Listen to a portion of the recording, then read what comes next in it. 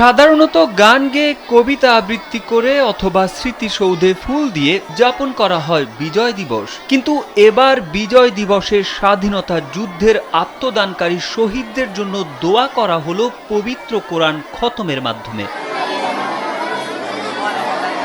জানা যায় এবারই প্রথম নয়, বিগত কয়েক বছর ধরে বিজয় দিবস উপলক্ষে পবিত্র কোরআন খতম করে দেশের জন্য আত্মদানকারী বীর শহীদদের স্মরণ করছে ফেনী শহরের মার্কাজ ওমর রাদিয়াল্লাহু আনহু মাদ্রাসার শিক্ষার্থীরা। সোমবার জাতীয় পতাকা বুকে নিয়ে শহীদদের আত্মার মাগফিরাত এবং দেশ ও জাতির কল্যাণ কামনায় দোয়া করা হয়।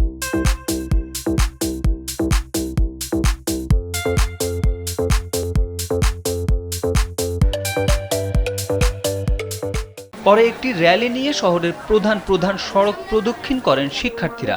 জাতীয় পতাকা হাতে নিয়ে দেশপ্রেমের চেতনায় উদ্বুদ্ধ হয়ে মাদ্রাসা পড়ুয়াদের এমন আয়োজনে প্রশংসা করছেন স্থানীয়রা।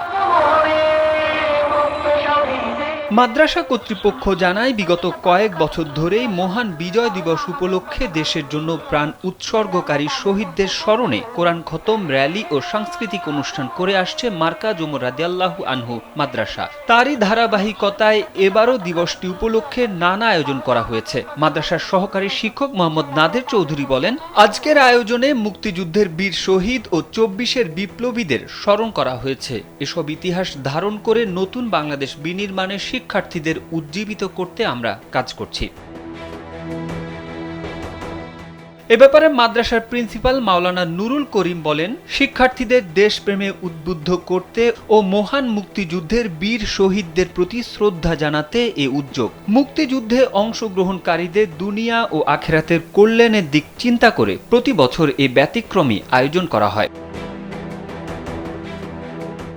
১৯৭১ সালে দীর্ঘ ৯ মাস রক্তক্ষয়ী যুদ্ধের শেষে বিজয় ছিনিয়ে এনেছিল বীর বাঙালি। ১৬ ডিসেম্বর পাকিস্তানি হানাদার বাহিনী অবনত মস্তকে অস্ত্র নামিয়ে রেখে গ্লানিময় আত্মসমর্পণ করে। আর আত্মপ্রকাশ ঘটে বাংলাদেশ নামে নতুন একটি স্বাধীন ভূখণ্ডের। দেশের শ্রেষ্ঠ সন্তানদের প্রাণের বিনিময়ে অর্জিত হয় বাংলাদেশের পতাকা ও মানচিত্রের। তারেক আহমেদ, কালবেলা।